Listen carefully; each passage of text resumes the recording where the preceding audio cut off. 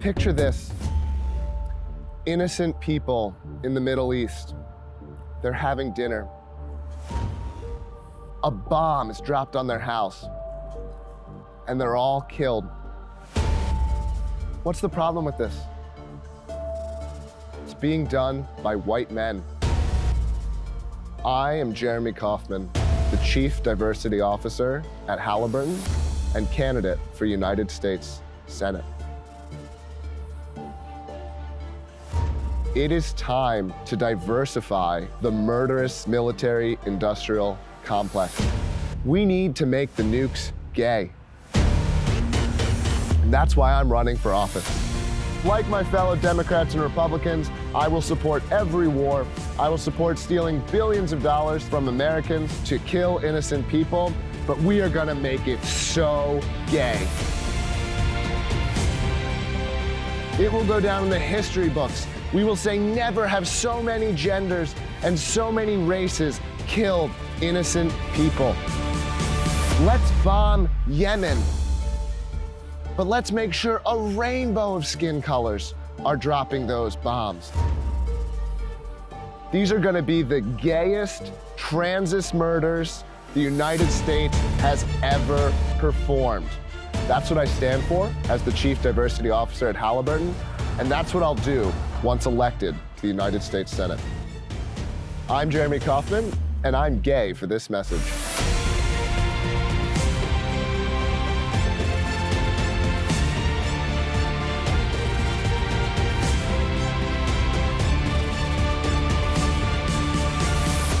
I'm serious.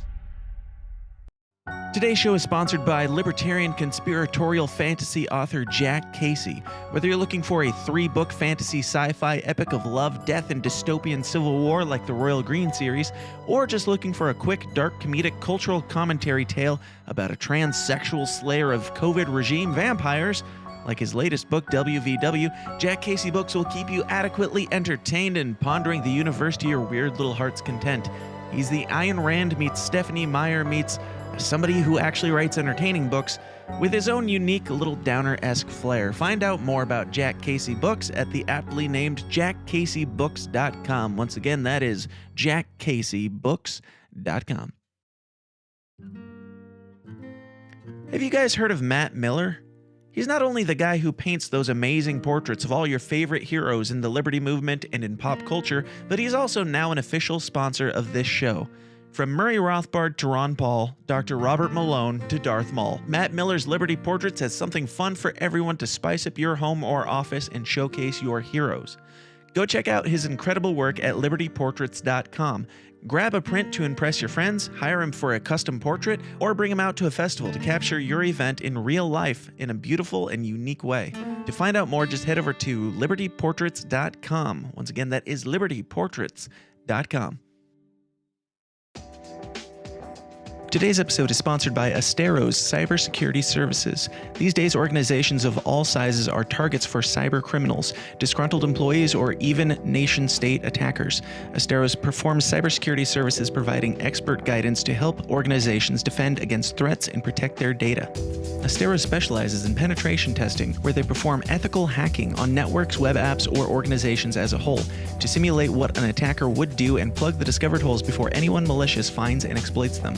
Asteros also specializes in vulnerability management, security awareness training, phishing simulations, cloud security audits, compliance readiness assessments, and much more. As technology expands, it becomes easier and easier to run a business, but if your security is not growing along with your company, then you're going to run into problems. If you don't personally have a company of your own, definitely pass this information along to someone who does, because for a limited time, Asteros is offering companies an attack surface audit completely free.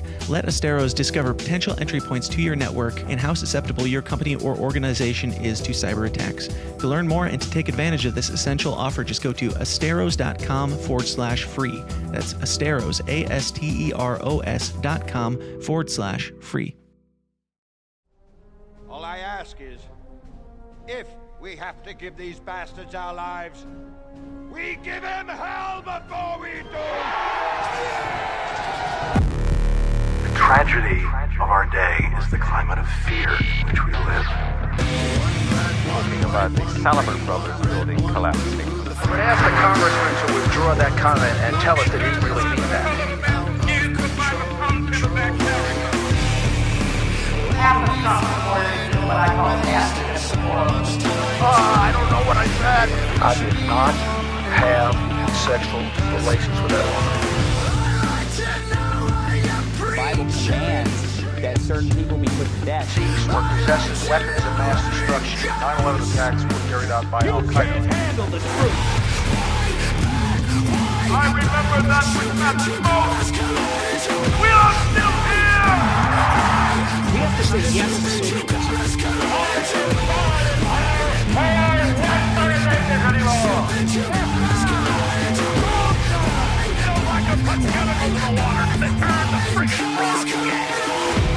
Bet you want to know tomorrow. It's a big club, and you ain't in it.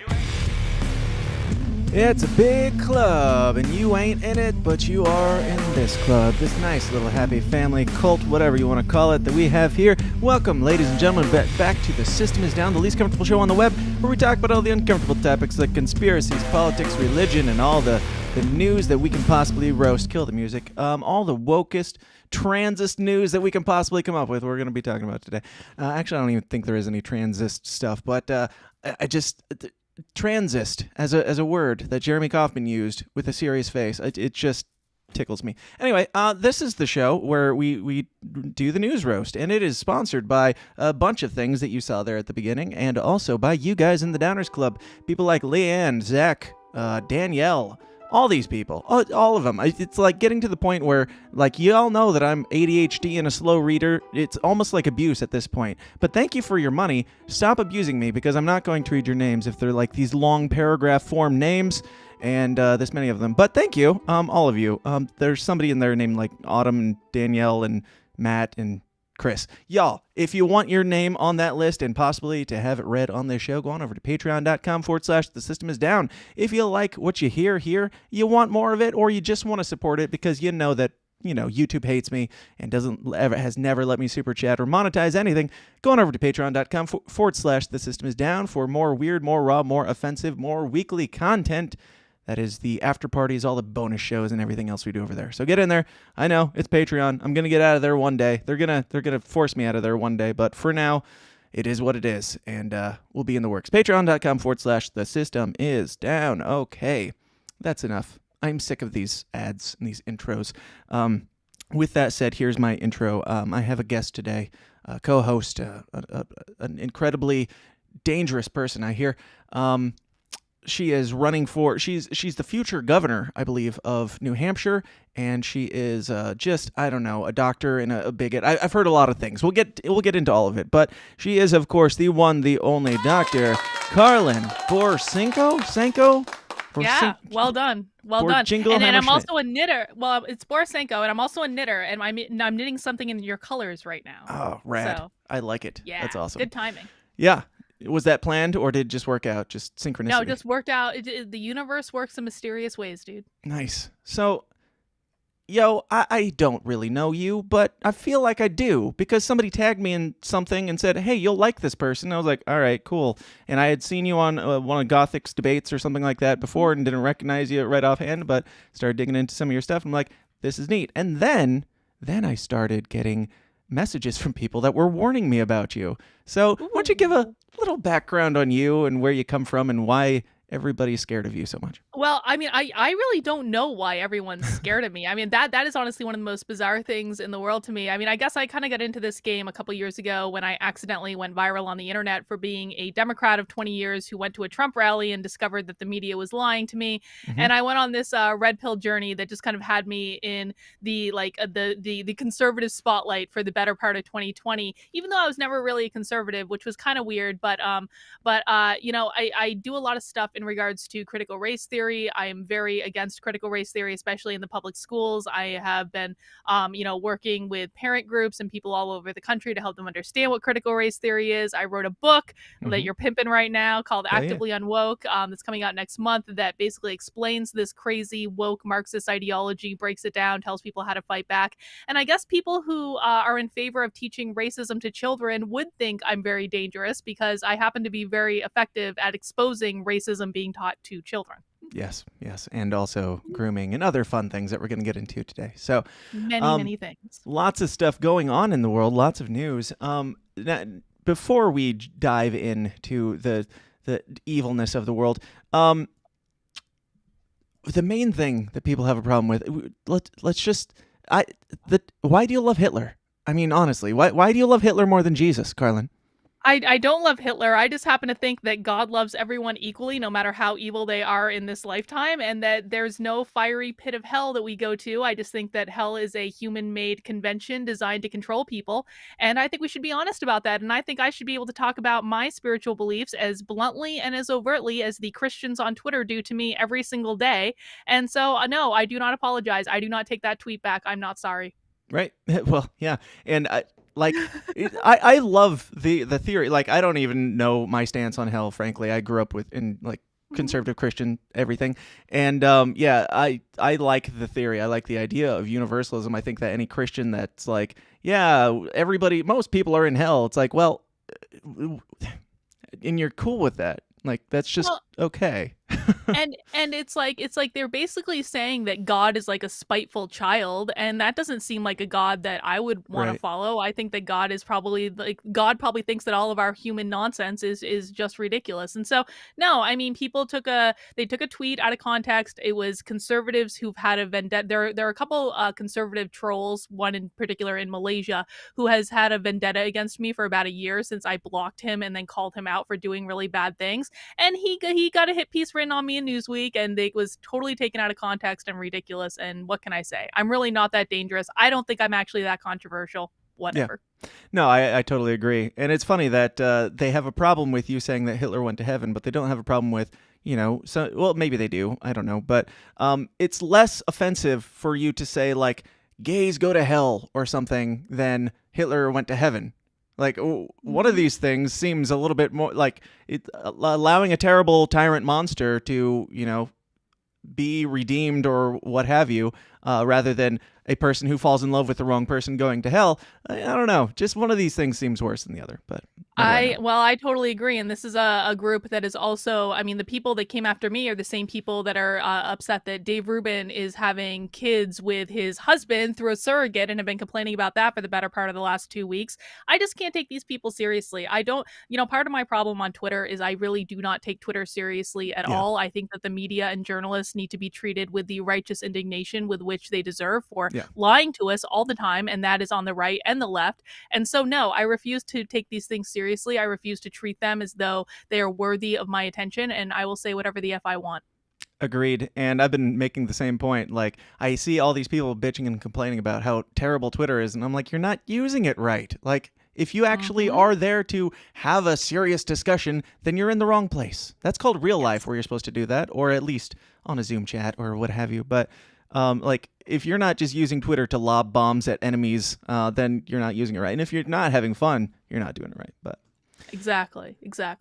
Magoo says, how does Dan not know her? Haven't they bumped into each other leaving the barber? JK. Well, I was going to say we do have the same haircut, so I feel like we have that that in common. But I think we actually did meet briefly at Pork Fest last year, but it was like right when I was getting into like the libertarian stuff, and I didn't really know anyone, so I think it was just like in passing. Yeah, I never know anyone, so I always find out later that I did run into somebody that I didn't know. So it's very possible, but no, I cut my own hair actually. So fuck y'all, I'm a real libertarian. Anyway. I do want to have you back on soon to dig more into your story, but for now, I'm always looking for people in the same vein or similar veins that I can have conversations about the news, and you are right up in the same alley, so let's get into it. Let's talk about some news. So we always start off with the positive news to really set the mood, set the tone, so we can pull the rug out from under people. And the really good news of the day is, of course, that Pepsi unveils Cracker Jill to celebrate women in sports. Did you hear about this really important piece of news here? Well, I heard about it when you tweeted it, and you asked if they still had their nuts, and I thought that was one of the most brilliant tweets I'd seen all day from just like several different levels. But I mean, it doesn't surprise me at all. It's like the people that are actively working to try to cancel women right now are now pretending that they celebrate women. So a little ironic. And Cracker Jill just sounds like, I don't know, a name that you would call a Karen if you were a slave. Like, hey, that's Cracker Jill over there. Like, if you were a minority slave, you would call your handler Cracker Jill, maybe. Oh no, does the blonde one have our haircut? I think the blonde one has our haircut. Nice. She's a Oh lesbian just like no. us. Obviously. No, yeah, I thought this was hilarious because, like, I'm surprised they went this route. They probably went this route so that they didn't get canceled for having cracker in the name at this point, because they're like, we are a little bit, it's not a name that people are that great with anymore, so let's just make it diverse and inclusive. Do you feel represented by this nutsack of popcorn? No, I don't feel represented by popcorn at all. But I do think it's a little ironic that they haven't gotten canceled. How has Cracker Jacks not gotten canceled yet? I mean, like it's like the Land O'Lake people literally removed the Indian from the box of butter and just like kept her land. It's like they make these crazy decisions. I don't get it. They're gonna have to rebrand at some point. Absolutely. Jack Casey in the comments says, Dan out here fighting Big Barber. That is correct. Sticking it to the man. And I'm also cheap as shit, but we'll pretend like it was a noble. Moving on, we've got what else? Oh, David Hogg was tweeting this week. This has nothing to do, like, there's no ties here to any other story, but like, how can you not talk about David Hogg and his tweet? One of many that just so beautiful. David Hogg tweets, "If you need a license to kill deer, why don't you need one to kill humans?" Karlyn, your thoughts? Isn't killing humans illegal? I think it is now that we have the lynching bill passed. Like before that, Well, I think it depends on how you kill illegal? them. Yeah, lynching was fine. I think there's still some murders that are okay as long as there isn't a bill on the books yet for it. Well, the funny thing about this is not even that he sent out this tweet, because this is not even the best Hogg tweet of all time. But the funniest thing about this is I think in very close proximity to this tweet, he sent out another tweet saying he had just taught a class at Harvard. So that tells you all you need to know about the quality of education at Harvard right now. Wow, that is impressive. And yeah, I actually got I got flagged on Facebook back in the day. Before I got kicked off of Facebook back in the day, I got flagged for sharing a David Hogg post. It was something about when Trump said the coyotes something. David Hogg shared that like coyotes trafficking people across the border, and he's like. He said something about coyotes is also a racial slur, blah, blah, blah. And I shared that just to point out how stupid it was. And Facebook's like, that's false information. You're banned or flagged or whatever the fuck. So. Oh my God. Well, no, the best Hogg tweet of all time. I actually recently retweeted it because it was so good. And I'm going to flub it a little bit, but it was something to the effect of him thanking all of the black and brown trans non-binary women who fought for gun regulation like during the revolution. That's oddly specific. Very oddly specific. It was the craziest thing I've ever seen in my life. I am curious if he knows something we don't. Like, was there this uprising of trans, non-binary, black women, whatever, that were fighting for this? Well, apparently that's what they're teaching at Harvard nowadays, so he must have learned it somewhere. Yeah. So if you need a license to kill deer, why don't you need one to kill humans? That is a great question. So David Hogg, I mean, the only way I can interpret this is David Hogg is literally looking for them to push a license to kill. Like he is. That's how I read that. You want it to be okay to kill humans as long as there's a license. Like that seems worse than our current situation to me.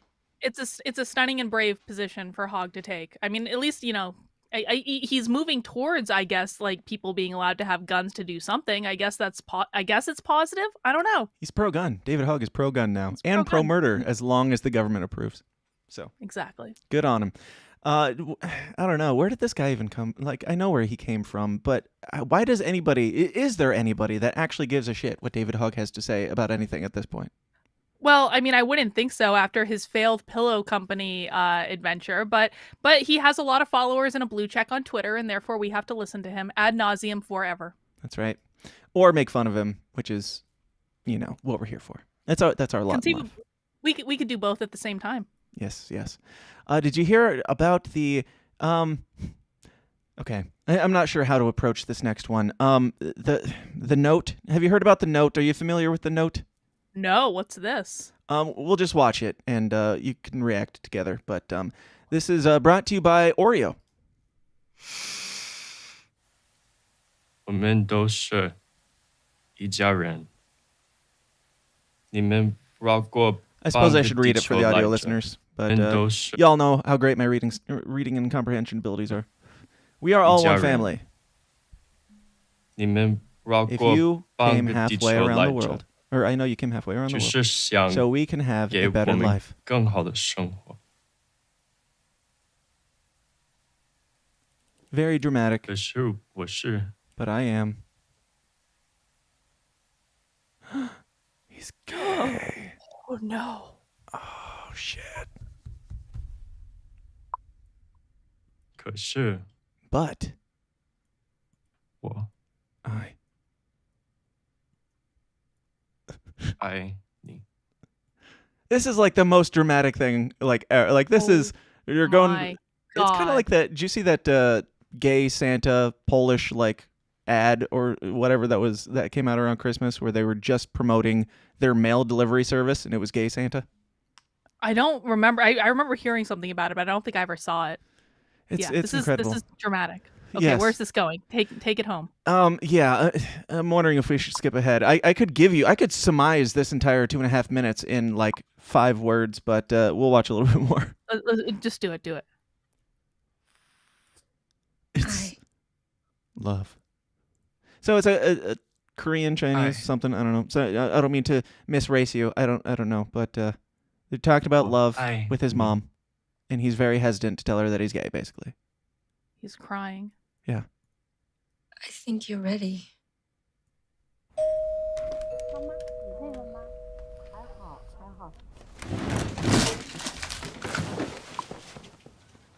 Did you see that?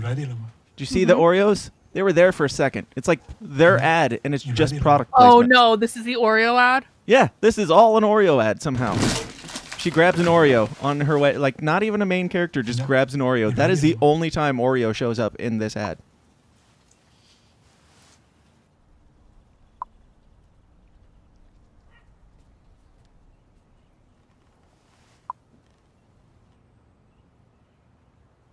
So long. So dramatic.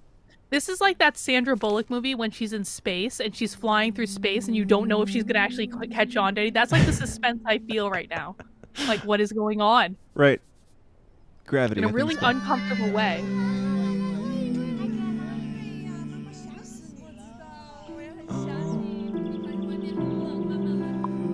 So the grandma shows up. The mom said something like, I don't know. You're ready. I think you're ready. She's just my mother, but you're my son, or something like that. I don't know if she said that there. What? I lost focus. But yeah, grandma shows up, and then cut to the end, and coming out doesn't just happen once. What? Oreos. Gay cookies. What is this life? And can the meteor just hit us already? Yeah. Man. That's like the worst. That doesn't make me want to buy Oreos. Not even like the super mega stuffed Oreos that are the best Oreos. Like, what the heck was that? Yeah.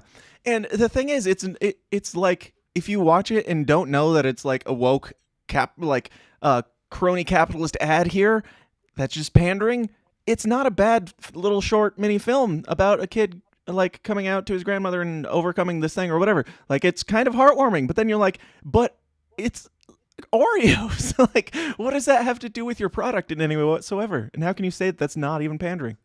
It's almost as if the script was written for something completely different, and then somehow someone at Oreos saw it and was like, yes, we need to insert ourselves into this as a virtue signal. That would be my guess, honestly, that this was Yeah. a short film that somebody made, and they're looking for ways to like be more artsy and get more attention, and they're like, now all we got to do is shoot one shot of a girl grabbing an Oreo on her way out the door, and then it's ours, and put our name on it. That's exactly what it was. Man, shills, all of them. Yeah, so I don't know. Do you have any hope for the future of advertising, since we don't even need to tell you what our product is anymore? All we have to do is say gay, and also here's my website.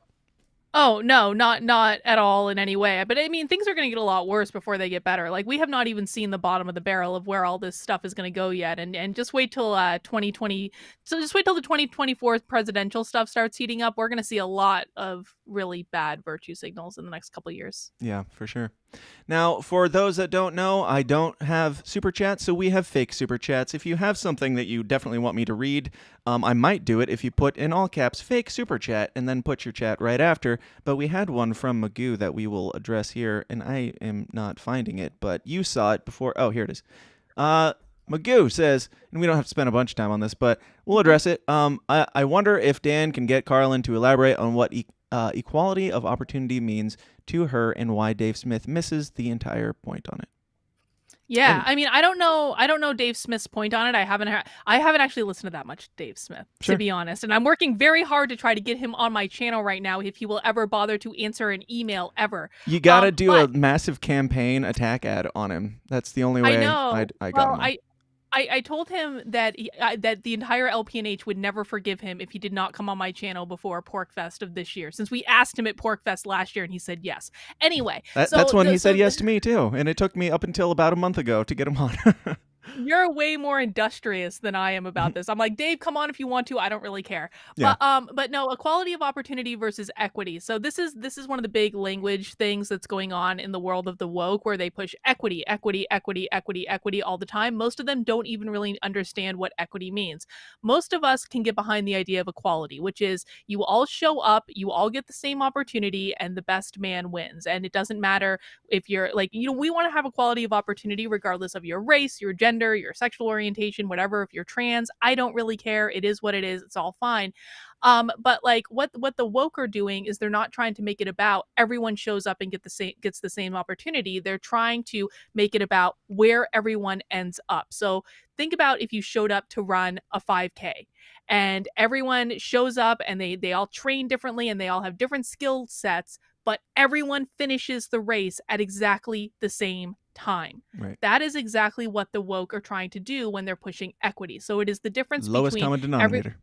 Exactly. Showing up and everyone getting the same chance and everyone ending at the same place. And the problem with equity is the idea that essentially greatness can never flourish in a society built on equity. Everyone that is truly exceptional at something has to be brought down to the lowest common denominator so that we can essentially have a society based on mediocrity. Yeah. Yeah, and I also don't know like what he's talking about as far as like what Dave Smith's point is, because it's from what I've heard of you, and I listen to a lot of Dave Smith as well, it seems pretty much the same, but who cares? Whatever. Just address in the comments. Magoo also says Fig Newtons changed their name to something else Newton in response to Oreo on who can be the gayest treat. Yes, that's pretty nice. And Jack Casey says, I cannot write satire fast enough to keep up with this clown world. Absolutely. But I am looking forward to your next book, Jack.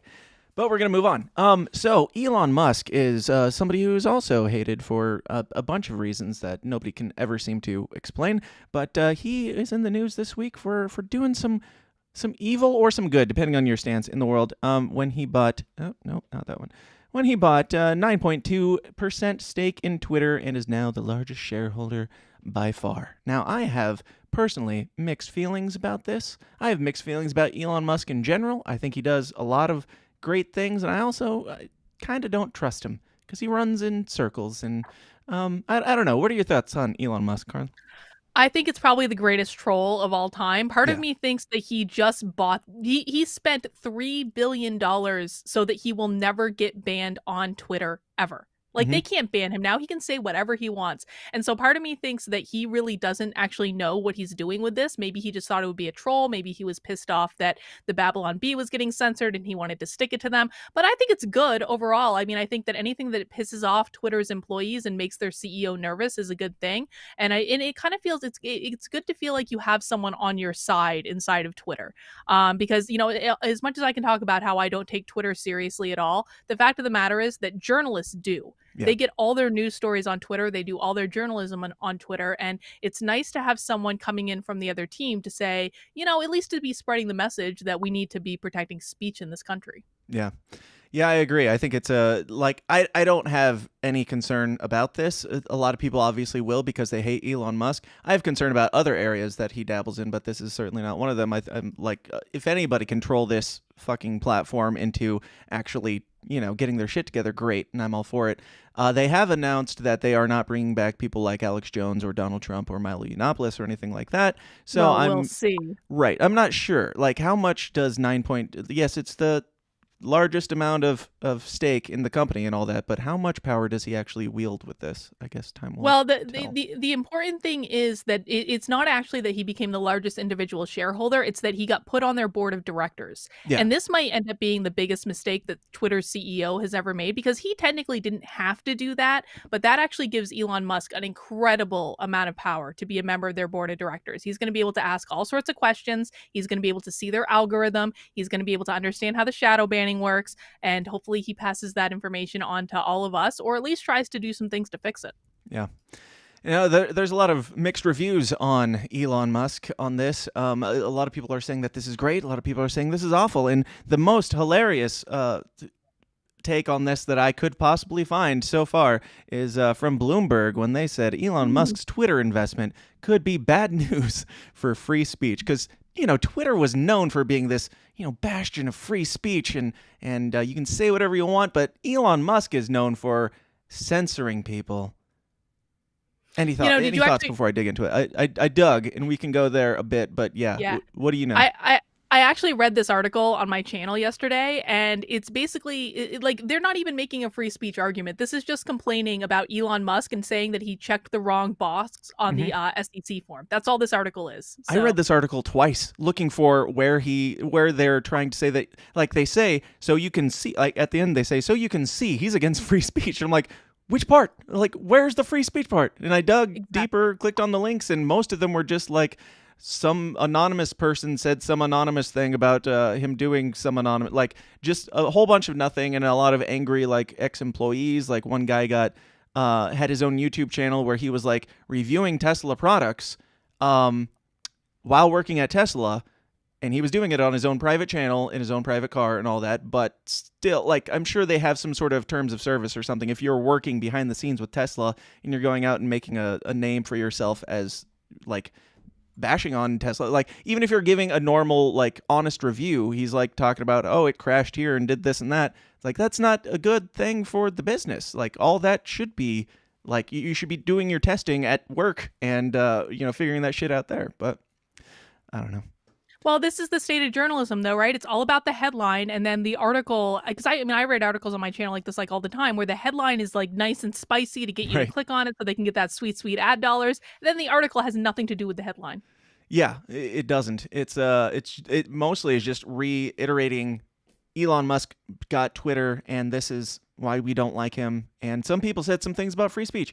There was one in particular. I'm probably not going to be able to find it, so whatever. But one guy that, like, one of the things that they pointed to was a guy gave a review. He was there for, like, the, I don't know, Model X. I don't know what their things are called, but some unveiling of a new car, and they were supposed to start at a certain time, and they started an hour and a half later. And this guy was really mad that they started late, and he was hungry, and that's literally it. This guy was just pissed off that things didn't go his way at this convention. That's one of the sources they cited for, Elon Musk being evil.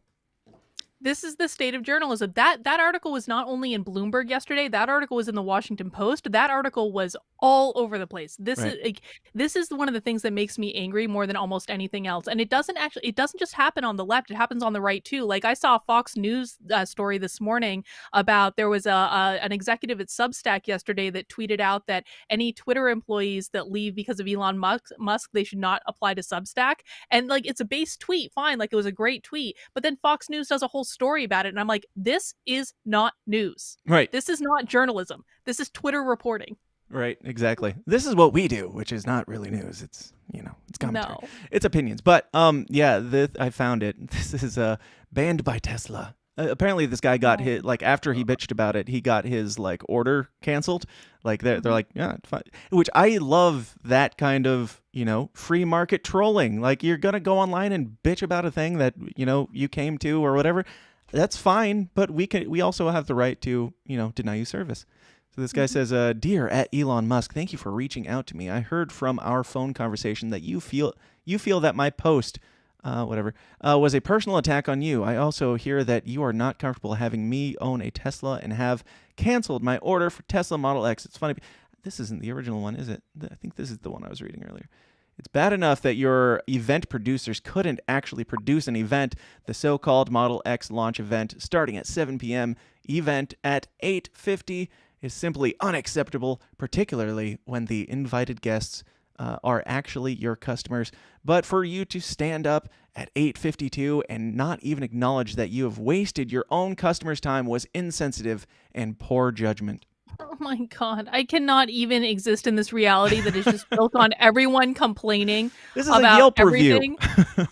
all the time. And listen, I'm like the queen of using Twitter if I'm not getting proper customer service from a company. I will tweet about them because you never get better customer service than when you send out a tweet to 76,000 people saying this company is giving me crappy customer service. But it's just like, I cannot stand this society in which everyone constantly is just whining and complaining about every perceived slight on the internet. Like, grow up, get a job, like grow a pair, focus on things that actually matter. Yeah. Yeah, and M169 says everybody needs to clean up their act and do their jobs. I'm not sure what you're referring to, but it seems relevant. Journalists. Yes. I also forget everything that we just talked about, so the comments never make sense because they're a couple, a minute or so behind. Good. But yeah, more on this a little bit. Former CEO of Twitter, Jack Dorsey, weighed in. Did you see that?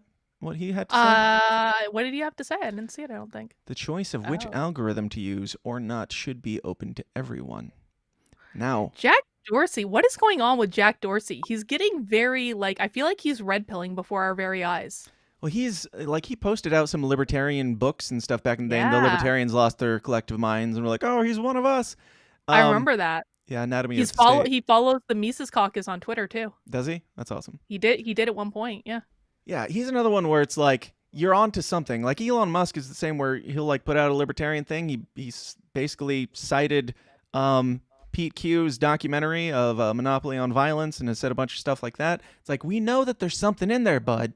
Speak up a little bit more, because you've got, I don't know if you know this, but you've got a lot of power to do more than just shift the Bitcoin markets. But this I thought was interesting because Jack Dorsey, I don't know. Do you know what stake or what share Jack Dorsey was before? Like, could he have done this if this is actually something that he had wanted to do before? Do you know?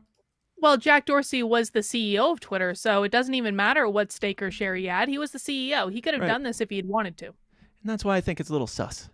Because, yeah, I agree. It's really easy to point these things out when you aren't there doing it, but you were there for quite some time and had plenty of opportunities. So, well, maybe it's an issue of he left Twitter, he handed the reins over to someone else, he went into the jungle and meditated, and for 11 weeks, as Jack Dorsey is prone to do, and he had some revelations. I mean, I guess better late than never, but it still would have been nice if he'd taken care of it when he actually worked there. It would be, and it would have been nice for Trump to try and make a social media when it mattered instead of now when nobody gives a shit. God.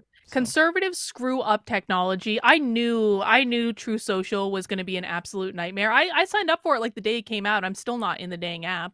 It's so stupid. Yeah. Every single time conservatives try to do this, they screw it up. This is going to be Conservative Twitter Part 5. Yay. What a great new revelation. Brilliant idea you have. Yeah, I signed up for it when the information first came out. I was like, yeah, let's see what this is. And I don't even think I've logged on to find out. But it's just, who cares? Who cares? Innovation. Nobody has it. They're just ripping off something, putting their logo on it, and saying, this is ours now.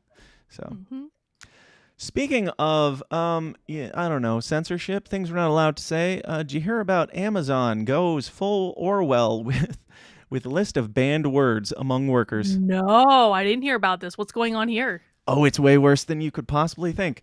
So this is from cracked.com, so it's super legit. I don't know. They've banned a bunch of words. This is in their private chats within the company. They made this list of words that you're not allowed to use in their private chat, which is, they're not straight. I think the headline's a little bit misleading because it makes it sound like they're not allowed to utter these words, but of course it's probably only a matter of time there. But here is the list of the most dangerous words. I hate is the first one here. I hate. Oh, God. Yes. Well, it tells you something about what's going on at Amazon if they banned that phrase specifically, doesn't it? Oh, there's a lot more that are very, very telling on, what they're actually struggling with. But I might read some of these. Cracked has their own commentary, and some of them are pretty funny. So, but I hate is the first one. Union number 2. Union. Oh, I wonder what's going on over there. What, I don't know. Fire, terminated, compensation. Compensation is bad. So basically, anybody saying things that are like, I feel like things could be better here, banned, just blocked. Yes. Terminated, compensation, pay raise, bullying, and then this, I think it's funny. They point this out. They say, this would do well to stop bullying within the company if bullying included the phrase, I'm going to do bullying to you. The only time you would ever say bullying is if somebody was bullying somebody else or bullying you, and you were reporting that. So This is concerning is banned. Well, that's going to go well for team meetings, isn't it? Right. I want to see somebody try and string together a conversation that doesn't use any of these things, to raise awareness of a problem within your company. Let's say racism or transphobia in your company. How do you report that exactly? You can't even say it's concerning. Exactly. Well, they might say problematic. Problematic's still probably perfectly acceptable. Yeah, I don't think that's on this list yet, but soon. Stupid is on it. Stupid. This is dumb is unacceptable. Did they ban gay though? Can we No. replace stupid with gay? That would be pretty amazing. funny. We need to make gay great again. Gay is such a great word because the two meanings are bad or this thing that is widely praised in society. So if you did ban gay, it would be it would be the don't say gay act or whatever the fuck. So side note, and I don't know if you actually know this. So because of your awesome "War is Gay" ad with Jeremy, so the chairman of the New Hampshire Democratic Party retweeted the ad and told us we couldn't say gay. Did you know that? Send me that tweet and I will frame it and hang it on my wall because that is beautiful. Don't say gay. You can't say gay. Yeah, it's a beautiful thing for this day and age to have a word that it means so much to some people and is just a fun little jab for the rest of us. But this is dumb. Prison is bad. Threat, petition, grievance, even any grievance at all. They banned diversity. Diversity, injustice, ethics, fairness, accessibility. Vaccine. Wow. Yeah. Which ones stand out to you so far? Some of these, I'm not bothered by some of them, to be honest. I think that I don't mind them banning diversity or ethics or injustice or grievance or fairness. Vaccine's a little telling, isn't it? What conversations are they having about the vax? Right. Yeah, in the diversity and ethics and all that stuff, it's they're banning it because nobody's bringing it up to be I think there is a legit, there's racism or diversity issues. They're bringing it up there's not enough of this or we haven't met our quota or whatever. So, yeah, I can go with you there. And again, as a libertarian, private companies, bro. And that's the other funny thing about Elon Musk is everybody's oh, they're a private company. They can ban whoever they want. And then Elon Musk is here I am. And they're oh, damn it. Gotta kind of eat their words now. So that's great. Accessibility, vaccine, senior ops, living wage. Can't even ask for a living wage. Representation. Unfair. Favoritism. I don't mind that they banned unfair. That is the most overused, awful word. Yeah. So I'm in favor. Why did we even teach our kids about fairness when they were young? Life is never going to be fair as soon as you get out of the house. So stop expecting them to be fair.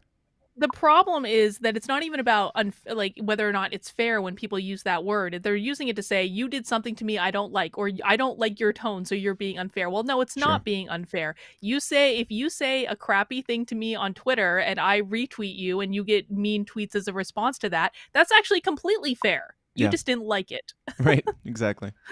TOT. This was an acronym I was unfamiliar with, Cracked says, but it apparently stands for Amazon's Time Off Tasks policy, which requires them to clock out any time they are off task, when they go. So they're not even allowed to criticize the policies or anything like that, apparently. Unite or unity, plantation, slave labor. Yeah, we're going to dark places here. Master. They banned freedom.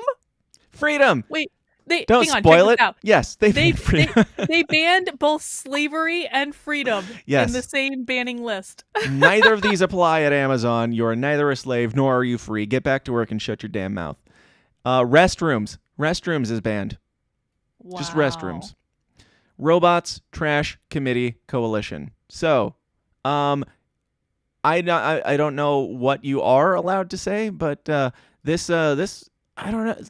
How do they even enforce that? Is there really a bot that bans any time you say unfair or prison? Well, like, maybe it's like when Gitter first launched and everyone was trying to tweet groypers because that was allegedly what got Nick Fuentes banned off of Gitter when Yeah. he didn't tweet anything. And like they had this algorithm where that you couldn't even send the post if you had groyper in it or something unless you put a period right after it, and then it was fine.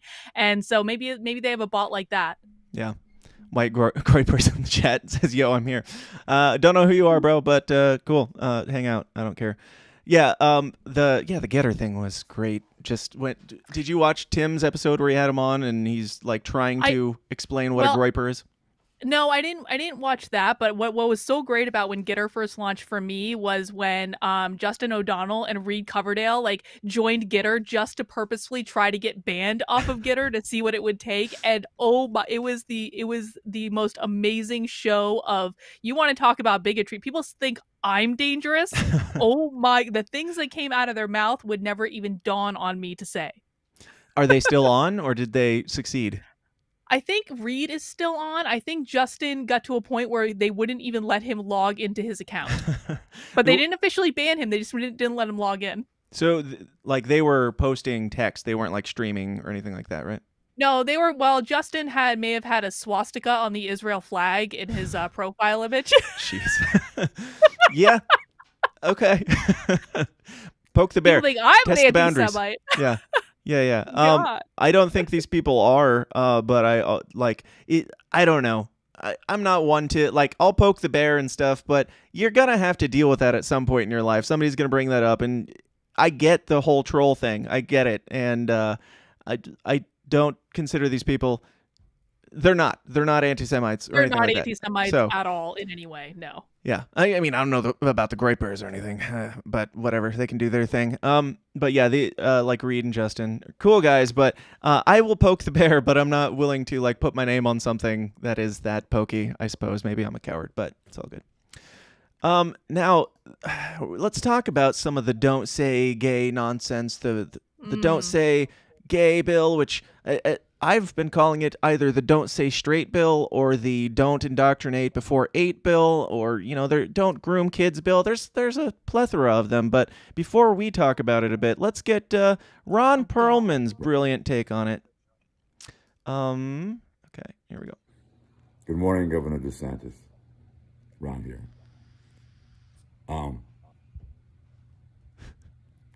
Don't say gay.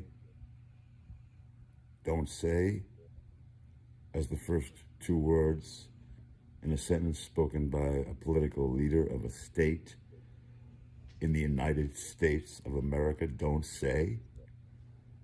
Don't fucking say, you fucking Nazi pig. Say. First Amendment. Read about it. Then run for office. You piece of shit. Imagine being so passionate about something that you're completely wrong about, and it would only take like about 30 seconds to find out how wrong you are. I mean, I think the thing that's most ironic to me is he's so angry that Ron DeSantis has not read the Constitution when he is obviously not bothered to read the bill that he's talking about because it does not even have the word gay in it. Right.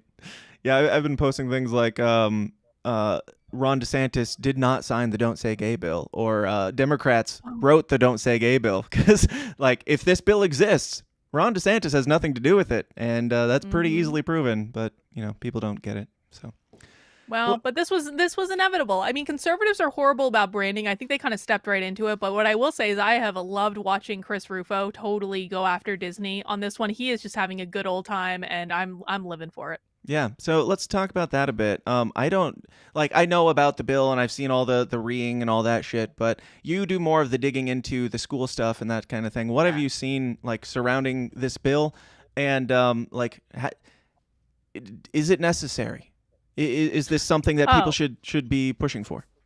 Well, I think it's absolutely necessary. Now, the work that I've been doing lately on this issue is I actually just worked with a group in my locals community called the Unwoke Army. There were a couple dozen of us working all over the weekend to expose grooming that's going on in schools in Burlington, Vermont, fully endorsed by the school district. We have videos of a middle school assistant principal who is a trans, non-binary assistant principal guiding, like basically talking to children who are talking about how their guidance counselor helped them come out when they were in 5th grade, how they have a sibling in the 4th grade. They don't know their pronouns yet, that they're all using they, them pronouns. They're being put on the internet, talking about sexuality, talking about racism. And this is in their free time. So God knows what is going on in the classroom when they don't have the videos up. And so we did a whole bunch of research into this particular school district. Now, Burlington, Vermont is probably one of the most woke cities in the country. I fully believe after the weekend of research that we did that Burlington, Vermont is going to be the first city built on equity. But Ron DeSantis is trying to protect Florida from this same type of thing. And I believe that communities have the right to, do whatever they want, establish community values. If you don't want to live by those values, don't live there. Most of the people in Burlington support this sort of thing. But if people go and actually watch these videos, it was really sickening to me when we stumbled upon this, to watch these children. These are 12-year-old children that are being put on display by their school district, by their principals, by their teachers, to talk about their gender, talk about their sexuality, talk about how basically what their teachers are making them believe is that in order to be good people, you need to participate in this process of questioning everything about your gender and your sexuality. And, I'm not opposed to trans people or gay people. I don't really care what you do. Yeah. But this should not be forced on children, and it should not be forced this young. And although the videos we have are primarily of middle school students, the middle school students learned it before they got to middle school. It happened in elementary school. You can tell just by the language that they're using. Yeah. So are these bills necessary?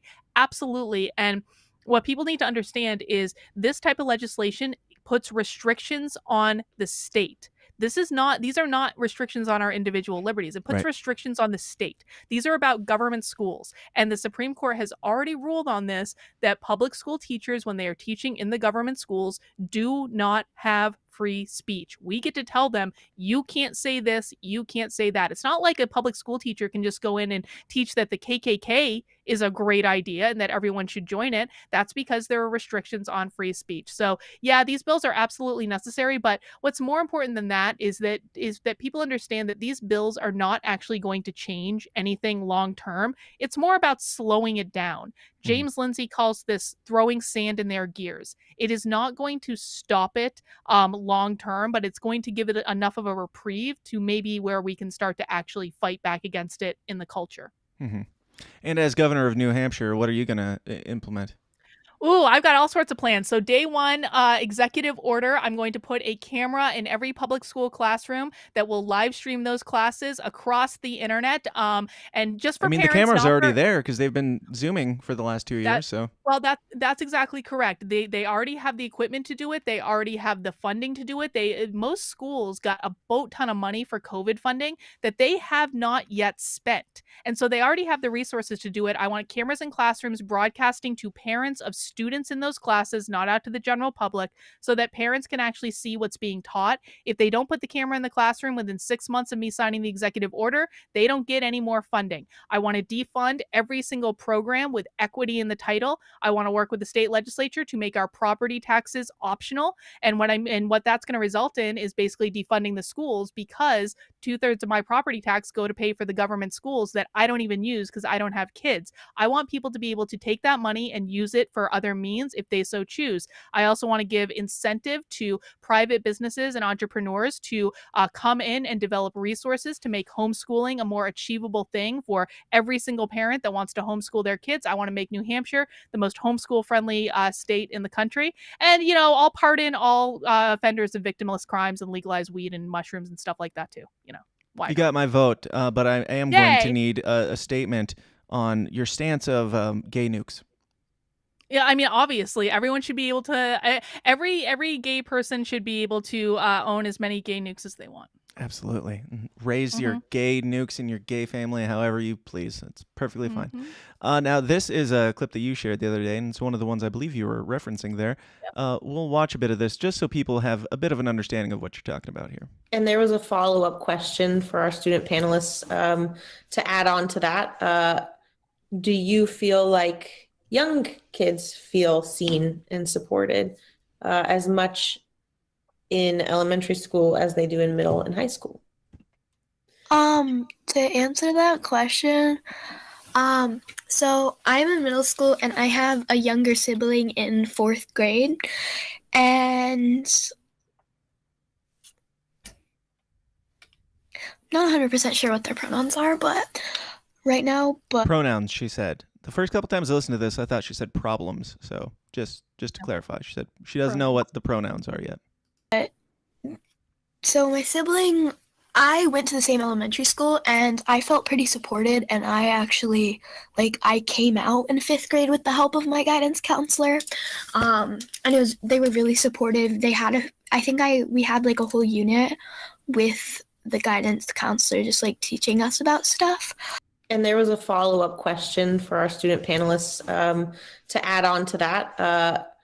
Do you feel like young kids feel seen and supported as much in elementary school as they do in middle and high school? I think it's just repeating now, I think.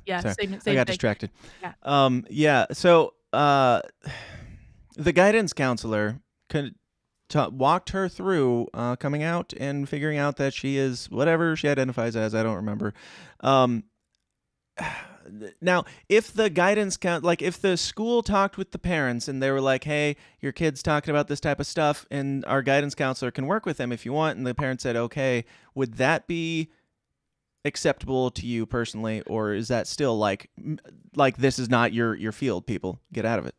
I don't think that guidance counselors and public school teachers are not trained to do this stuff in any way. So no, I do not think that the public schools should be in charge of this. Now, I would have a little bit more consideration for it if the parents gave their blessing, because there's no law that says parents can't emotionally screw up their kids. Right. So if you want to screw up your kid, I guess you should be free to do so. But the problem with this school district, just put them in public school and they'll get screwed up in one way or another. Yeah, but the problem here is that this was not just one kid. This was an entire, how we stumbled upon this was I do a weekly stream on my second YouTube channel called Happy Hours on Fridays, where we watch a woke training start to finish, and we have a couple beers and we make fun of it and we mock it relentlessly. And I happened to pick out one of the equity webinars that this school district had put on their YouTube channel, and they have a whole series of webinars in which they are putting all sorts of children on display doing exactly the same thing. And what is usually a fun stream that we do on Fridays turned into something very serious when we just saw child after child after child being pressured by these administrators to say these things on the internet. And that wasn't even the creepiest one. We have a video of children being forced to admit and dissect their white privilege live on the internet. We have a video of their director of equity pressuring a student into saying that Black students are punished more severely in the school district when that own director of equity knows that's not true based on his own data, but he's still got the student to say it on the internet. They've got a whole summer and then he racial acted moved, right? He acted he looked up into the distance and cried, and it was it was unbelievable. And they've got a whole racial justice summer camp. They're partnering with the University of Vermont to have social justice clubs. It just goes on and on and on and on and on. And so, if it was one child working with the guidance counselor to, come to grips with who they are, I have no issue with that. But this is built into the entire fabric of that school system, and people really need to understand. We actually just discovered a couple hours ago the company behind these strategies, and this is in schools across the country. This is not in just this one district. It is in all the public schools. People need to get their children out. It is so important.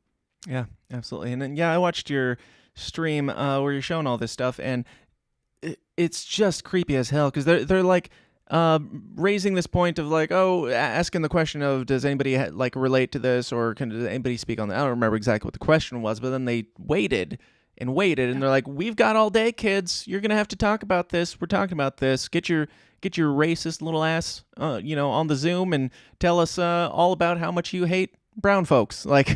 Like the kids they clearly aren't comfortable answering this question. They probably don't even have an answer. And one brave soul finally speaks up and says, I guess I saw this thing that the teacher told me to have seen in my life. So it's just bizarre. It was hard to watch. It was Yeah. extremely hard to watch. And at the end of the happy hour stream, I was so livid. I mean, I see someone in the chat says like they've never seen me so angry before. Listen, I make angry videos on the internet for a living, and so people have seen me angry on the internet. I have never been so livid. Yeah, it was good. So that's not something that's like circulating all that much, right? Like, you guys, how did you discover this clip? Well, like I said, we actually I just randomly picked out this stream because I thought it would be a funny kind of cringe stream to watch. I found it on Gotcha. YouTube the morning of it, and again, we popped some beers. We were gonna watch it for happy hour and make fun of it, and then once we had watched it, and we watched 2 different of their equity webinars in the happy hour stream last week. I basically got a group of people together in my locals community. I call them the Unwoke Army. These are like average people who are just very concerned about fighting back against this nonsense, and we spent all weekend digging into the inner workings of the Burlington School District, going through their budgets, going through their school board notes, watching all the videos we could, and we wanted to expose what was going on. And on Monday, I put up an article and a Twitter thread about it. Thankfully, it's gotten some legs. The Twitter thread has gotten over 1 million views in the past couple of days. So, big up to the Unwoke Army about that. And I found out, I haven't watched it yet, but apparently Ben Shapiro talked about it on his show today and actually showed the clip that we Nice. just watched. So Ben Shapiro has a huge audience, and I am sure that that's going to get a lot of attention on it. So I was very excited about that. Awesome. Like, yeah, that's great. I can make fun of Ben Shapiro all day long, but me too. His eyebrows are out of control, but he has a huge audience, and and that's okay. Yeah, they'll be talking about your wet ass money or whatever. Buy Bull and Branch sheets. Yeah, there was another post. Like, some of these things aren't necessarily directly related, but it all kind of plays into similar themes and everything. And there was this post that came out the other day from this guy, Alan McKee, I believe. Alan McKee. Did you see the one that he posted where it's like, promoting his own company or whatever, where they instruct people on how to introduce their kids to porn and which kind of porn is the most healthy for their kids? I think I saw something about this. Oh my God, what is going on in the world? Yeah. And some people tried to explain it away, but most people did not. I am blocked, so I can't actually share it. I had the link saved, but no, I got removed pretty quickly because I shared it and said, no, they're definitely not trying to groom your kids or something like that. Just something obvious. Like, I don't even feel like I needed to say anything because it kind of speaks for itself, but that's what it was. It was, just... I mean, and the sad thing about all of this is these people I truly believe these people feel like they're trying to do the right thing. I don't actually believe that a lot of these people are like pedos, the way that I think the right overuses that term Sure. way too much. I do believe that they genuinely think that they are just helping kids to express who they genuinely are, but it is really disturbing. You didn't need to learn about that stuff in school. Right. In order for you didn't need the state to teach you about this stuff in order to grow into who you are and love whoever you want to love. And this is going to cause a lot of problems because what this all is too is this is the left backlashing against the moral majority, like conservative nonsense from like the 90s, but now the left has gone too far in the other direction, but the pendulum's going to swing way back in the other direction. Like the conservatives want to ban porn. They want to ban all this stuff. They want to ban gay marriage. And it's like, no, can we just find some sort of balance where a little bit of people nuance can live there, their folks. lives and exactly. Can we just find some middle ground? And maybe we can listen, if this gets us to defunding the schools, I guess I'm good with it. Yeah. But it's just the extremism on both sides is causing all this nightmare. It's like, I feel like there is some sort of middle ground here between never take your clothes off ever again and which porn is the most healthy for children. There's some, the vast majority of people, I feel like, land somewhere between these two camps. I don't know. But I do think I've seen a lot of people saying about the Don't Say Gay bill in Florida, like why can't we just get around the idea that teachers probably shouldn't be talking about sex with 5 through 8 year olds? Right. Like, this should not actually be a controversial thing. Teach them how to read. Teach them how to write. Teach them how to do basic addition. No, and that by the wasn't way, even a thing when we were kids. It was like 6th grade at least when No. we learned about the birds and the bees, and that was very textbook. Just this is this, that's that, that goes there, and this is what happens. It wasn't like, how do you Exactly. feel right now? Mm-hmm. This is not education. This is just, just pontificating about what your brain might feel like, and whatever it is fine. And by the way, the national report card has reading comprehension at grade level at like 37% right now. So it is not out of the ordinary to say that, that teaching this stuff in kindergarten, first grade, whatever, it very literally is taking the place of the basics of reading and writing and doing math and doing things that are actually useful. So I guess, I mean, if people want their kids to learn about sex first, the public schools are going to be great, but you make sure you're teaching your kids how to write basic essays and stuff Right. in the meantime, because they're going to actually have to know how to write in the real world. Send your kids to public school to learn about transgenderism, and then they can come home and you'll have to homeschool them on math. And You're going to have to homeschool them anyway, so you might as well just get started now. Exactly. Yeah. Yeah, I had a tweet a while back that was like, by the year 2024, it will be completely illegal to spank your kids unless it's sexual. So how do you feel about the OK Groomer things going around? And some people are like, yes, keep doing it. It's like pissing off all the right people. Do you think it's effective? I have gone back and forth on this in my head. At first, I didn't like it because I thought that the right was really starting to overuse it. And my thought process on that was not that I was like deeply offended that the right was like calling the left groomers. I didn't really care, but I was like, it's going to lose all of its meaning. Sure. Just like the left calls everyone a racist ad nauseum for every possible thing. Well, that doesn't actually mean anything anymore, and it's not impactful anymore. And so I was worried that it would lose its meaning. But I gotta be honest, after doing this thing with the Burlington schools and really having my head in this stuff all weekend and seeing for myself what's going on, I don't mind that the left is pissed off that they're being called groomers. And I generally speaking, I think that anything that pisses the left off, those are things that we should double down on, because they've been doing it to us for years. Yeah. They every single time we get upset that they call us a racist or a Nazi or a phobe of some sort, they just keep doing it. And so why not give them a taste of their own medicine? I just do worry that it's going to be overused and it's going to cover up things that are actually important, but whatever. Cross that bridge when we come to it.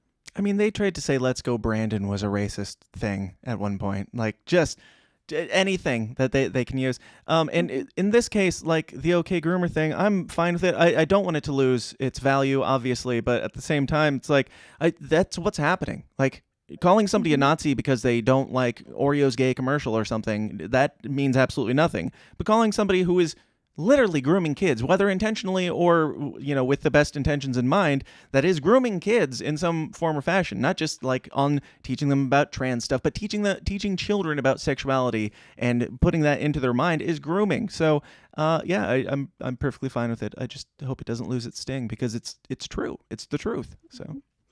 Yeah. And generally speaking, I mean, when they get pissed off, they make mistakes. I have experimented a lot in the last year and a half with just doing things. Well, it happened in that Gothics debate that I was in, where I did not, again, this was an instance where I did not respect the people I was debating. And so I was not going to take them seriously in any way. And basically I went into that debate wanting to hit them right between the eyes in the hardest possible way I could to piss them off so that they completely stumbled in the debate. And I did such a good job of it that they were not, this is a guy that is literally getting his PhD in critical race theory. He was not able to define critical race theory for the full 90 minutes that I was on that debate, because I went right at him and I said, I don't really care what you think. I'm going to say whatever I want to say. And here's why all your stuff is bullshit anyway. And so I've experimented a lot with just overtly trying to piss them off just to see what happens. And it makes them stumble. Yeah. And so if calling them groomers pisses them off, then let's keep pissing them off and allow them to make the mistakes that they're going to make. Yeah, and I feel like in a lot of these situations, the people that speak so loudly and flagrantly about their opinions on these things don't have a clue. Like Ron Perlman saying, oh, you said we can't say gay? No, he literally did not say that. And you guys made it up, and now Hellboy is broken. Thanks, guys. That's what you get out of this. Never going to be able to watch Sons of Anarchy again. It's over. I know. It's sad. Such a good show. Now, do you get into conspiracy stuff at all, Karlyn? On occasion. Okay. Not really. This isn't so much conspiracy as it is just horrifying. But lots of symbolism in like Disney movies and shit like that. And with Disney coming out against the Parents' Rights Act and all that stuff, they're getting a bunch of accusations of groomers and stuff like that. Lots of stuff going around. But this is from their latest. I don't know if it's a show or a film or whatever, but this is a new character that they came up with. Do you see? If you're familiar, are you familiar at all with the symbolism? No, Do you see what know, I see here? I see the triangle, the QAnon triangle. I know what you're doing. Yeah. It's not QAnon. Here's the thing. I used to dig into conspiracy stuff a lot more than I do now. It's not QAnon. It's What is it? It's here's from so back in the day, I used to dig into conspiracy stuff more. Hold on, don't get ahead. I shouldn't have clicked. I used to get into this stuff more, and I was like, so I see this, and I'm like, is that that was probably just something that I read about or talked about when I was in like more echo chambers about conspiracy stuff. So I looked it up, and no, Federal Bureau of Investigation, the FBI, their symbol. Unclassified. This is from WikiLeaks.org. Unclassified, boy lover, triangle, swirly swirl. Wow. But isn't this like the stuff from Pizzagate though? Yes. Yeah, Pizzagate. Yes.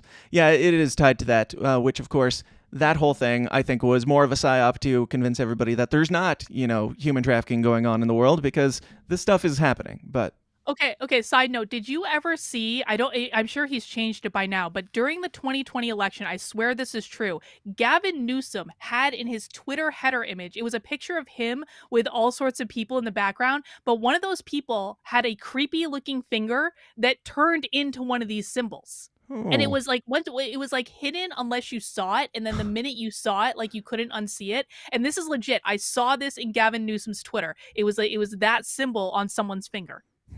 If you can find that, I would be interested. I didn't listen to Gavin McInnes that much back in the day, but Gavin I Newsom, definitely don't the know. governor Gavin of California, Newsom. Governor of California, Nancy Pelosi's nephew. Yeah, and there's I'm gonna also look it up right now. I mean, there's lots of stuff like that where like Barack Obama and Joe Biden like exchanged like happy funny gifts before they left, and it was like a bracelet with like pizza slices on it and like weird shit. But on this topic in particular, I was like, still, like, this could be Photoshopped. This is WikiLeaks. So it's probably accurate. I'm still a little bit suspect on it. So I just went to, of all places, Google.com and looked up spiral triangle meaning. And they don't even deny it. This like from dailymail.co, the symbol pedophiles use to signal their blah, blah, blah. News.yahoo. These are the pedophile symbols you need to know to protect all these. Like, this isn't just conspiracy shit. This is commonly known stuff. And everybody tries to discredit it to the point that they had me convinced. I'm like, yeah, that's interesting, but can we really prove it? But I don't know how else you prove it other than Google's not even hiding it. So they do these things sometimes right out in the open. Yeah. Yeah, and with the symbolism and stuff like that, that's what they can do. They can put it right out in the open to, signal to other people like, hey, on your side. And Disney has a bad track record of putting a lot of subliminal messaging, even back to like Rescuers Down Under had like a nude scene in like one of the windows or something that just flies by real fast. Yeah, Little Mermaid had a dick on the cover. Yep. They had to revise that because it had a dick-shaped tower on the cover. Lots of stuff.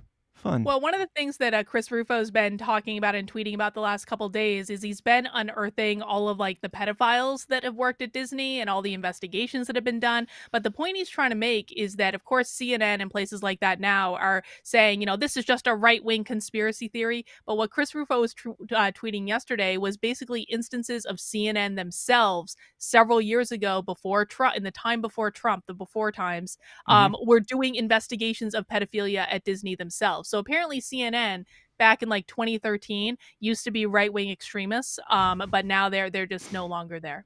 Yeah. See, Disneyland has had a bunch of accusations of like, breaks in like child pornography and like human trafficking and stuff like that around Disneyland over the years. And yeah. I found the Gavin Newsom image. I'm putting it in the chat right now. I found it on Reddit. Okay. Check this out. This was real. Okay. Let me copy this. And once you see it, you're not going to be able to unsee it. It's creepy. It's even more creepy now than I remember it. Whoa, what the? Yeah, exactly. Exactly. What am I even looking at here? Look at the finger. This was real. This was Gavin Newsom's real Twitter header. Dude. Right? What is... Right? So I try to play devil's advocate and be like, open-minded, like, surely there's something off here, but, like, what even is... all benefit of the doubt, what am I looking at? What is that man's finger even doing? That is not physically possible. That's not physically possible. That is not a real finger. That was photoshopped, and Gavin Newsom used it on his Twitter. Yeah. Awesome. Thanks for sharing. Nice. I like it. Good Lord. We're all doomed. But a couple more things, and then we'll jump over into the bonus and talk about some more fun, spicy things that are going on in the world. But did you hear about Barrington High School and what they're pushing for in Rhode Island? No, what are they doing? They're pushing to remove honors classes to be more equitable. Yeah, this is pretty basic. Boston Latin did the same thing. Now, we don't have to watch this. What are your thoughts on this? To me, I'm like, so you're saying only certain people are smart enough to be honors students, and it's not minorities. Like that's the only implication I can take away from this. Yeah, I mean that too, but also, I mean, what did I say at the beginning about equity? It was about dumbing down society, about not allowing exceptionalism to exist, and bringing everyone down to the most mediocre level. And this is exactly what they're doing. This is not the only school that's removing honors classes. Honors classes have been removed all across the country, and even where like some school districts are even going further than that, which is they're removing grading. There are school districts in California and I believe in Oregon too that are just removing all grades. And so why are they doing that? To bring everyone down to the same level. Yeah. They're going to make us all just mindless blobs. All like in a world of equity, do we all live in the same house or the same pod? Do we all like eat the same food? Do we all have this like it completely undermines exactly what they think that they're promoting or what they say they're promoting, which is like everybody's free to live their own way and do their own thing, but that turns into now you have to all live the same different way together, and it's again lowest common denominator stuff. So nobody's special, nobody has any real purpose or value in this life. Mm-hmm. Exactly. Yes. Let's see here. You got anything in the chats? You guys got anything for us before we give one more thing? I wanted to say Southern Northeast says that it's Photoshopped. Yes, of course that image is Photoshopped, but the point is not that image is Photoshopped because that's not a real finger. The point is that Gavin Newsom used that as his Twitter header image. Confirmed. I saw it when it happened. Right. And it's not that hidden. Like, even the way you described it of being back in the distance, he's like a row or maybe two back. And yeah, it is Photoshopped, or somebody is just mangled and deformed in that way, which more power to them. I hope that we're not calling out a disabled person and calling them, pedophile symbolism. But yeah, even if it is Photoshopped, he's using it. He's using it for promo in like the most obvious way possible. So interesting. Very, very interesting. Now, let's leave on a happy note. We've talked about a lot of dark, ugly things in the world, but the happy note, of course, is that Barack Obama visited the White House this weekend. And yes. it went beautifully. We'll just watch this, and then we'll share a good laugh about it, and then we'll do some after party. See here. So if you can't see, Barack Obama's over here with all the people crowding around him. And here is the President of the United States.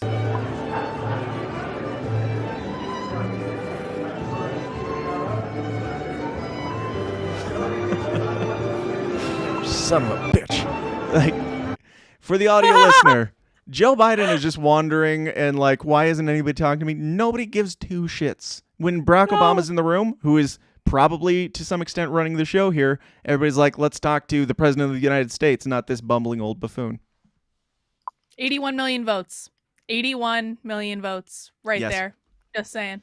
Most in history. Quite impressive, Yep, I'd say. well, sure. Yeah, right. Yeah.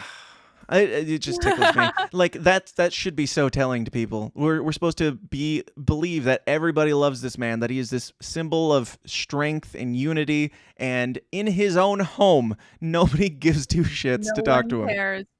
No one cares. No one bothered to wake Joe Biden up for anything important that happened. No one, when Ukraine got invaded, no one bothered to wake him up and tell him. Like, it is such a joke what's going on in the White House right now. And the scariest thing is we've got a little over or a little less than 3 years left of this. How is that 3 even more possible? years. It feels like it's been 5. I don't It's understand. the longest administration in history. Yeah. At least give us some tweets, Joe. At least maybe have Donald Trump write Joe Biden's tweets. Just hire Donald Trump to write his tweets so we can at least be a little bit entertained by more than the like. It's not even that people aren't crowding around him. It's the disappointed look on his face when nobody's crowding around him. He's just like, I'm the president. I'm the president, you guys. I will give this to Joe Biden because, like, he's a dementia patient. I actually think it's a case of senior abuse that Jill even allowed this to happen in the first place. And I legitimately mean that. I remember seeing Joe Biden back when I was still a Democrat speaking at this rally in New Hampshire when he had just started running for president. And this is when I was like, vote blue no matter who. Mhm. And Joe Biden was slurring his words. He wasn't making sense. And I posted on my Facebook, I was like, Joe Biden has dementia. This is ridiculous. And then he ends up becoming president. And I actually think it's really sad that Joe Biden wanted one thing his entire life, and that was to be president. And he became president, and no one cares, and he's not. He going doesn't to even know that he's president. He doesn't even know that he's president, but he has his chocolate chip ice cream at the end of the day. So I guess he's doing all right. That is really all that matters. But we are going to go. We're going to move on to some after-party fun and talk about some politics, some circle jerk Illuminati award ceremonies, and I don't know, whatever you want to call them. We're going to talk about all sorts of things, weed and things. But Karlyn, do you have any final thoughts on all the things we've talked about today? Anything that stands out to you or any messages that you want to give people before you give your plugs and we leave?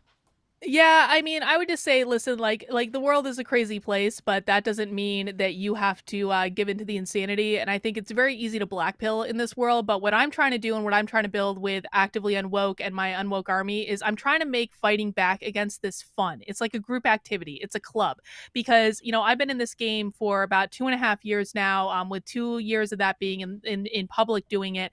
And one thing that I will say is that I have seen every single person who gets into this descend into madness in some sort of way, because it does get to you, and I include myself in that. And the only way I found to combat it is to just really have fun with it, and don't allow anyone to tell you that you shouldn't be able to have fun or troll or do the things that keep us alive, that make us who we are, that make us human beings. So that's what I'm trying to do with Actively Unwoke. That's why I wrote my book. That's why I'm building the Unwoke Army on locals, because we have to live in this world. We might as well try to make it better, and we might as well have a good time doing it. Absolutely. And I'll add to that, like the people that are dogging you on Twitter, the people that are so enraged, some of them are pedophiles. So don't take too much offense to them not liking you. But Karlyn, tell people where they can find you and stuff about your campaign, your book, and everything you got going on. Yeah, the best place to find me is on Twitter. I'm Dr. Karlyn B on Twitter. I am prolific on there. I'm also on Gitter, Gab, Facebook, I guess, kind of, technically. You can also join my locals community at kb.locals.com, and you can pre-order my book. It comes out on May 10th. I've got the hardcover, the Kindle, and the audio version up at Amazon, and you can find links for that at activelyunwoke.com. Right on. Karlyn, thank you so much for being here. And stick around, hang on the line, and we will be right there. But to all of you, thank you for tuning into the live stream. Thank you for being here and hanging out with us today and finding out all the horrible things that are going on in the world, because when the world ends, all we have left to do is share a good chuckle about it. And it's been a fun one, and we're going to keep it going. Moving on here into the Downers Club. So go join now, and you'll have immediate access for only $1. You can get into the live stream while it's happening and watch that. If you want the replay and all that, you got to up it to the $5 level. So for as little as the cost of one super chat per month, you get all this stuff, and you get to come party with us right now. So check it out at patreon.com/The System Is Down. We'll see you guys all there in just a moment. Until next time, question everything, stay uncomfortable, and I'll talk to you then. Peace out. Nope, that one. Hey guys, thanks for watching. Be sure to like and subscribe on your way out and help us change the world one uncomfortable conversation at a time. And if you like what you hear and you want to hear more, go join the Downers Club at patreon.com/The System Is Down for bonus episodes of the show every single week. Until next time, please continue to question everything, stay uncomfortable, and I'll talk to you then. Thanks.